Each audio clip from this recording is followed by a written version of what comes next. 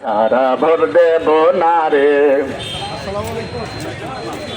15 বছর শোষণ করলো ডাইনি মহারানী,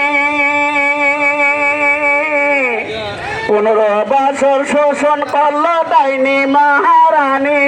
শ্বশুর বাড়ি পালাই গেল, ও ভাইরে শ্বশুর বাড়ি পালাই গেল।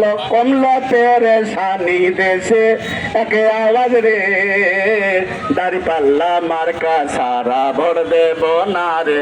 দেশে একে আওয়াজ রে, দাঁড়িপাল্লা মার্কা সারা ভোট দেব না রে।